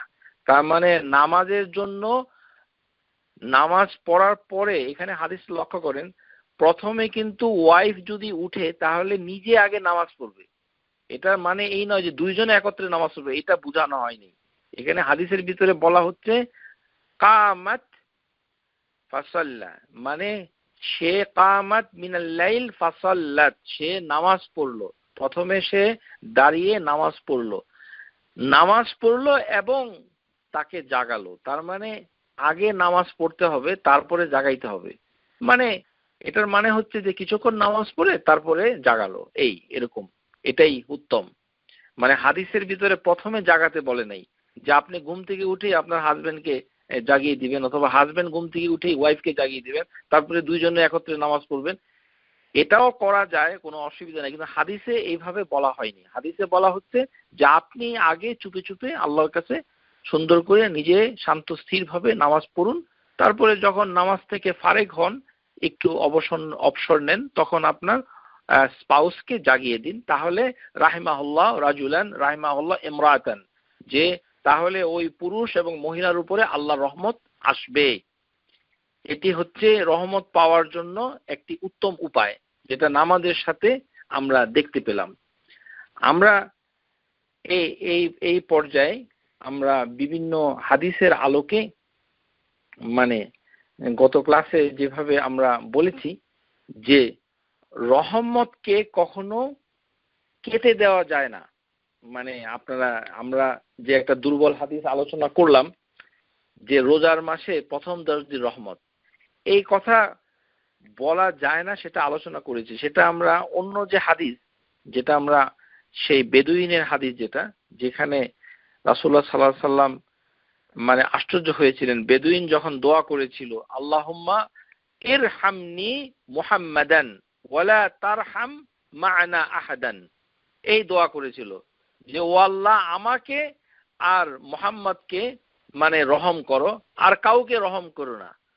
তখন নবী সাল্লাল্লাহু আলাইহি সাল্লাম বলেছিলেন লাকাদ তাহাজ্জারতা ওয়াসিআন, যে রহমত হচ্ছে আল ওয়াসিয়া, এটি হচ্ছে সবচেয়ে বেশি বিস্তৃত, সমস্ত সৃষ্টিকে ঘিরে রেখেছে। এই মানে তার রহমান, তার রহিম, তার রহমত সমস্ত সৃষ্টিকে ঘিরে রেখেছে। সুতরাং এই রহমতকে কেটে দেওয়া যায় না। লাকাদ তাহাজ্জারতা ওয়াসিয়ান, সে এই বড় একটা জিনিসকে কেটে দিয়েছে। এই কারণেই রোজার মাসে 10 দিনে রহমত হয় মাত্র, রহমতকে এইভাবে কাটা যায় না, এই কথা বলা অত্যন্ত জঘন্য, কেননা অনেক হাদিস এর বিপরীতে এসেছে। সুতরাং আল্লাহ রহমতকে এইভাবে কেটে দেওয়া যায় না। আশা করি বুঝতে পেরেছেন। আমরা শুধু একটা কথাই বলতে চাই যে ওই যে গত ক্লাসে আমরা বলেছিলাম তুরহামুন, যে যে যখন আমরা কোরআনের দৃষ্টিতে কিভাবে আমরা মানে এই পেতে পারি, রহমত পেতে পারি। একটি আমরা আলোচনা করেছি যে কোরআন শুনলে আমরা রহমত পেতে পারি। প্রিয় শ্রোতা, আপনাদেরকে অনুরোধ করছি, আপনারা ইচ্ছা করলে কোরআন শ্রবণ করার একটা সুন্নাহ জীবিত করতে পারেন আপনাদের ব্যক্তিগত জীবনে। এটা আমাদের সমাজে একেবারেই নাই। আমরা কেউ অন্যের পড়া শুনতে চাই না, এটা খারাপ।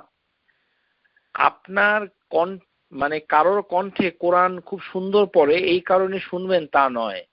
যে কোনো কোরআন পাঠকে যদি মনোযোগ দিয়ে শুনেন, কাউকে যদি বলেন যে আপনি কি আমার জন্য একটু কোরআন পড়বেন, তাহলে আপনি শুনবেন। এই শোনাটা হচ্ছে সুন্নাহ, এই শোনাটা হচ্ছে সুন্নাহ। হাদিসের ভিতরে এসেছে, যেমন ইবনে মাসউদ রাদিয়াল্লাহু তাআলা আনহু, তিনি একবার মানে এক জায়গায় ছিলেন, তখন রাসূলুল্লাহ সাল্লাল্লাহু আলাইহি ওয়াসাল্লাম বলছেন, ক্বালা লি রাসূলুল্লাহ ইকরা আলাইয়া।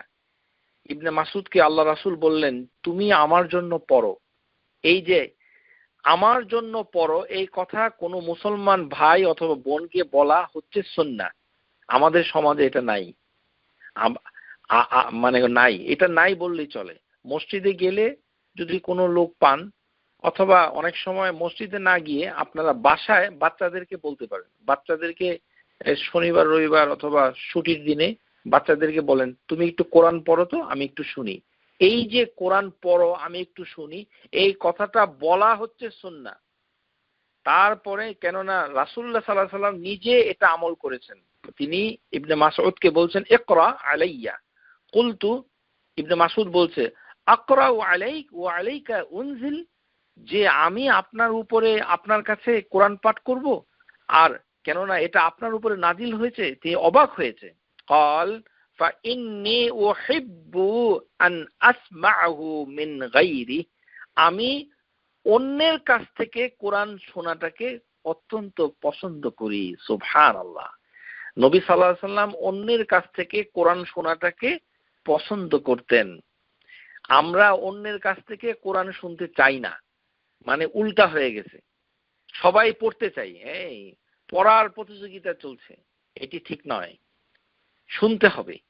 শোনাটাকেও একটা সুন্নাহ, যেটা আপনি পরিশ্রম ছাড়াই আদায় করতে পারেন। আল্লাহ আপনাকে রহম পাঠাবে, তখন তুরহামুন, সেই তুরহামুনের উপরে আমল হয়ে যাবে। ফাকারাতু আলাই সূরাতুন নিসা, তখন ইবনে মাসউদ সূরা নিসা আয়াত তেলাওয়াত করা শুরু করলেন।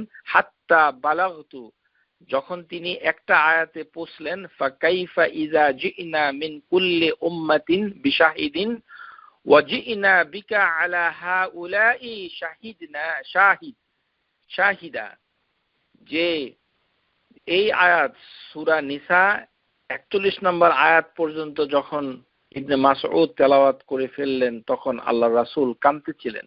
কেননা এখানে বলা হচ্ছে ফাকাইফা ইযা জিনা মিন কুল্লি উম্মাতিন, যখন প্রত্যেক উম্মতকে মানে তার সাক্ষী হিসাবে নিয়ে আসা হবে, এবং ওয়াজিনা বিকা আলা, এবং আমাকে নিয়ে আসা হবে এই উম্মতের বিরুদ্ধে সাক্ষী দেওয়ার জন্য, তখন কি হবে? হাউলাই শাহিদা, তখন কি হবে? এই কথা যখন কোরআনের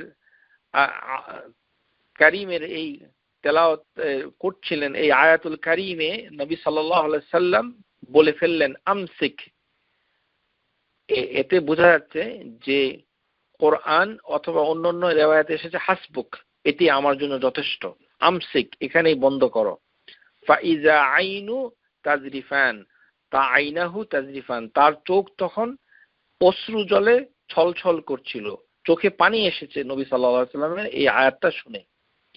সুতরাং এই হাদিসের ভিতরে প্রমাণ হচ্ছে যে কোরআন তেলাওয়াত করার পর সাদাকাল্লাহুল আযীম বলা যায় না। কেননা এখানে ইবনে মাসউদ সাদাকাল্লাহুল আযীম বলেন নাই, নবী সাল্লাল্লাহু আলাইহি ওয়াসাল্লাম বলেন নাই। সুতরাং এই ধরনের মানে আমল করাও ঠিক নয়, যেটা আমাদের সমাজে খুব আছে। সাদাকাল্লাহুল আযীম মানে হচ্ছে আল্লাহুল আযীম সত্য বলেছেন। আরে আল্লাহ সুবহানাহু ওয়া তাআলা তো নিজেই আল হক, তার কালামুল্লাহ, এটা তো সত্য আছেই। এটা আমি আবার কেন বলছি যে এটা আল্লাহ সত্য বলেছেন, নাকি আল্লাহ অন্য কিছু বলেন? সাদাকাল্লাহু মানে হচ্ছেন আল্লাহ মানে সত্য কথা বলেছেন, এই কথাটার মানে হচ্ছে সাদাকাল্লাহু। সুতরাং কোরআন তেলাওয়াত করে সাদাকাল্লাহু বলা যায় না। আশা করি আপনারা কেউ বলবেন না, আর কেউ বললে তাকে সুন্দর করে বুঝিয়ে বলবেন যে হাদিসের ভিতরে এই ধরনের কোনো ইঙ্গিত পাওয়া যায় না। সাহাবীরা যখন কোরআন তেলাওয়াত শেষ করেছে অথবা নবী সাল্লাল্লাহু আলাইহি ওয়াসাল্লাম যখন শুনেছেন, তারা কেউই তাকে বলতে বলেনি যে সাদাকাল্লাহ বলেন।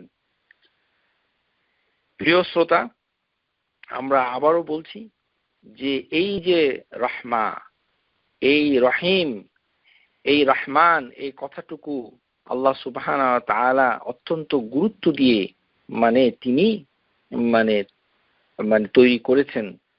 আর তিনি নিজে বলেছেন যে যখন তিনি জরায়ু তৈরি করলেন, ইউটেরাস, হাদিসের ভিতরে এসেছে, এটি বুখারীর হাদিস, খালাকাল্লাহু খালকা ফালাম্মা ফারাগা মিনহু, যখন তিনি জরায়ু তৈরি করলেন, আল্লাহ সুবহানাহু ওয়া তাআলা নিজে তিনি সমস্ত সৃষ্টি যখন তৈরি করলেন, তখন জরায়ু আল্লাহর সাথে কথা বলেছে। সুবহানাল্লাহ। আমিতুর রাহিমু ফাআখায, আল্লাহ সুবহানাহু ওয়া তাআলার কাছে জরায়ু কথা বলেছে। ফাকালা লাহু মা, যে তোমার কি হলো? জরায়ুকে আল্লাহ জিজ্ঞাসা করেছে যে তুমি কি কি কি কি বলতে চাও? ক্বালাত হাযা মাকামুল আইযি বিকে মিনাল কাতিইয়া, যে আমি হচ্ছি আমি আশ্রয় প্রার্থনা করি যে আমার থেকে বন্ধন ছিন্ন করবে। জরায়ু বলছে আল্লাহকে, হাযা মাকামু, এই হচ্ছে এমন একটি জায়গা যার থেকে কোনো মানুষ যদি কেটে যায় তাহলে তার কাছ থেকে আমি আশ্রয় প্রার্থনা করছি। আলা তারদাইনা আন আসিলা মান ওয়াসিলিক, যে ব্যক্তি আমার লিনিয়েজকে, আমার সম্পর্ককে রক্ষা করবে, জরায়ু সম্পর্ক আত্মীয়তার বন্ধন রক্ষা করবে, আমি তাকে তার জন্য সন্তুষ্ট হব। ওয়া কাতা ওয়া আকতা মান কাতাইক, যে এই জরায়ুর সম্পর্কে ছিন্ন করে দিবে আমি তাকে ছিন্ন করে দিব, অর্থাৎ রহমত থেকে বঞ্চিত করে দিব। ক্বালাত বালি ইয়া রব, তখন জরায়ু বলছে হে আমার রব। ক্বালা ফাযাক, এবং বলল এটাই তোমার জন্য। এই যে কথাগুলো এই হাদিসের ভিতরে বারবার এসেছে, তাতে বোঝা যাচ্ছে যে সৃষ্টির শুরুতেই আল্লাহ সুবহানাহু ওয়া তাআলা নিজেই তিনি যে নাম রহমান যেটি তিনি নিয়েছেন সেটি আসলে শুরুতেই এসেছে। সেই ব্যাপারে আমরা অনেক হাদিস আমরা আগেও বলেছি। قال الله عز وجل আনা রহমান ওয়া হিয়া রাহিম, যে আমি হচ্ছি রহমান, আমি রহম করি, আর এটা রেহেম থেকে, জরায়ু থেকে এসেছে। সাকাকতু লাহা মিন আসমা, আমি এই নামটা রেহেম থেকে নিয়েছি। মান ইউসাল্লিয়া আসলিহা আসলিহি, যে এটাকে রক্ষা করবে, তাকে আল্লাহ সুবহানাহু ওয়া তাআলা তাকে রক্ষা করবেন। ওয়ামান ইয়াকতাহা আকতাহু আবাদতুহু, এবং যে এটাকে ছিন্ন করবে আল্লাহ সুবহানাহু ওয়া তাআলা তাকে ছিন্ন করে দিবেন। সুতরাং আমরা আগামী ক্লাসে ইনশাআল্লাহ তাআলা বাকি হাদিসের আলোকে আমরা কিভাবে রহম পেতে পারি তার একটা বিস্তারিত আমরা আলোচনা ইনশাআল্লাহ তাআলা করব। এবং আমাদেরকে জানতে হবে যে বিভিন্নভাবে যে এই যে আমরা বিভিন্ন হাদিসের আলোকে আমরা যেভাবে দেখছি যে বিভিন্নভাবে আসলে রহম পাওয়া যায়, সেই রহমগুলো আমরা হাদিস থেকে খুঁজে খুঁজে বের করব যে কিভাবে কোন কাজটুকু করলে আমরা রহম পেতে পারি। যেমন হাদিসের ভিতরে এসেছে রাহিমাহুল্লাহ মান সাল্লা আরবা ক্বাবলা আল আসর, যে ব্যক্তি আসরের ফরজ নামাজের আগে 4 রাকাত সুন্নত নামাজ আদায় করে তার উপরে আল্লাহ রহম করুক। নবী সাল্লাল্লাহু আলাইহি ওয়াসাল্লাম সেরকম করে তিনি আমাদেরকে খবর দিয়েছেন। তাহলে আসরের ফরজ নামাজের আগে 4 রাকাত সুন্নত নামাজ যদি আমরা আদায় করতে পারি তাহলে আমরা রহমত পেয়ে যাই, কেননা সেটা রহমতের জন্য খাসভাবে আলাদাভাবে হাদিসের ভিতরে এসেছে। তো সুতরাং অন্যান্য হাদিসের আলোকে আমরা দেখব যে রহমত কিভাবে পাওয়া যায়। আপনাদের সবাইকে আগামী ক্লাসে রহিম সম্পর্কে হাদিসের আলোকে আলোচনা শোনার জন্য আমন্ত্রণ জানিয়ে আজকে এখানে আপনাদের কাছ থেকে বিদায় নিচ্ছি। ওয়া আখিরু দাওয়ানা আনিল হামদুলিল্লাহি রাব্বিল আলামিন। أقول قولي هذا أستغفر الله العظيم سبحانك اللهم وبحمدك أشهد أن لا إله إلا أنت أستغفرك وأتوب إليك. السلام عليكم ورحمة الله وبركاته. Subscribe to our YouTube channel, Know Tawhid First, and press the bell icon to get new video notifications.